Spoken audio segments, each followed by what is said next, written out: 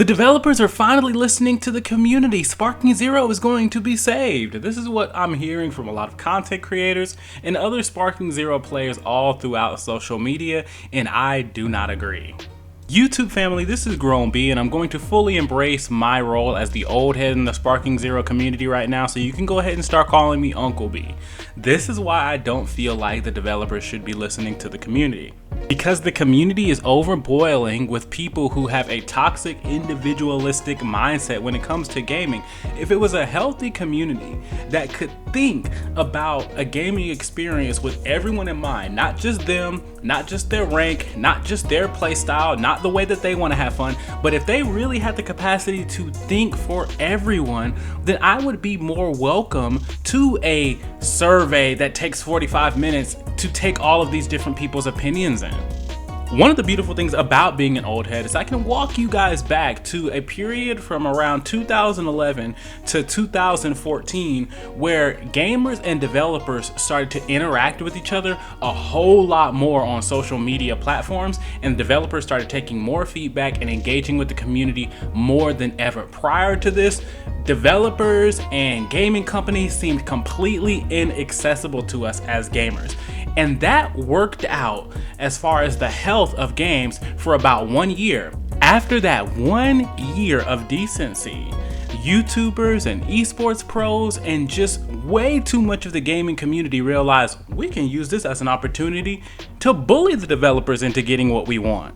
A lot of YouTubers would find usernames of just real people who were assigned to be community leaders on social media, and they were designed to engage and be transparent with the community. They would take their usernames and they would post them in their videos to their tens of thousands of subscribers and say, make sure you spam these accounts with my videos. Make sure you spam these accounts with your thoughts on this particular game. And it would result in insults. It would result in harassment. It would result in bullying. And a lot of times they would even put their personal accounts that they found up there as well. And this is the where they would interact with their families and their friends. It had nothing to do with work.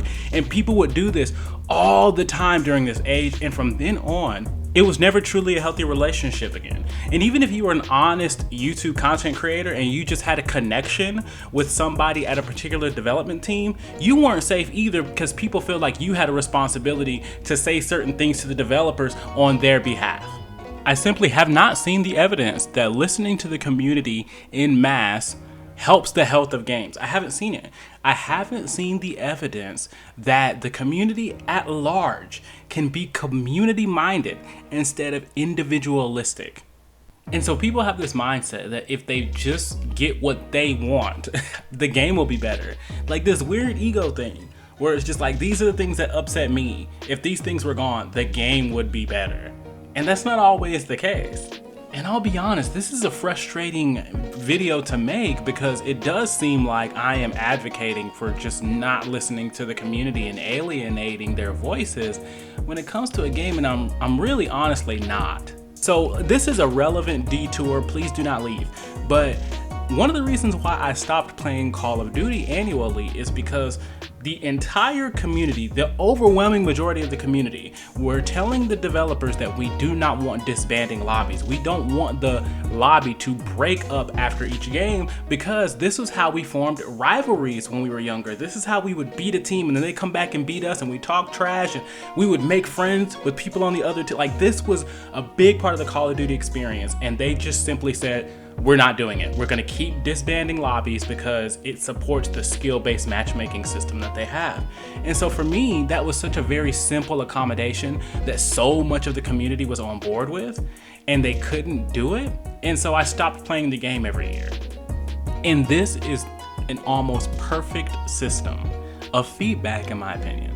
The developer's job is to maintain a balance between the game that they want to make and their intentions behind it, the money that they need to generate to make that game, and then their audience in mind.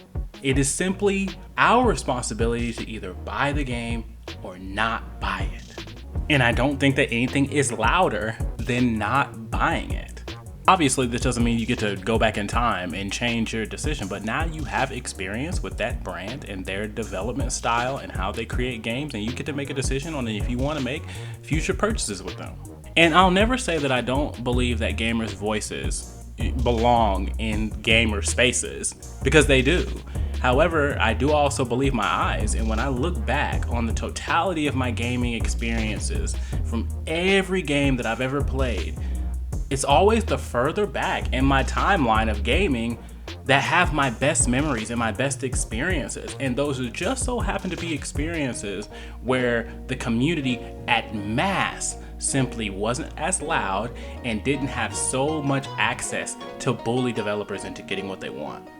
And it goes back to my last video, where I feel like a lot of gamers are looking to the developers to bail them out of a decade's worth of toxic decisions that hurt and are harmful to the community. And if the community overall was just a little bit more healthy and community minded, yes, I think that the developers could listen and embrace the feedback of the community at mass all the time. The evidence from my perspective in regards to whether or not that's possible right now, I'm saying no. And so I don't have a lot of confidence in the survey, and I don't have a lot of confidence that Sparking Zero and the development team there, which is Spike, I don't feel confident in them seemingly bending to the community right now, because I don't always feel like the community is right. That being said, I open it to you because this is the end of the video. If you like the video, like it. If you think someone else might like it, share it. And if you want to see more, I really hope that you would subscribe.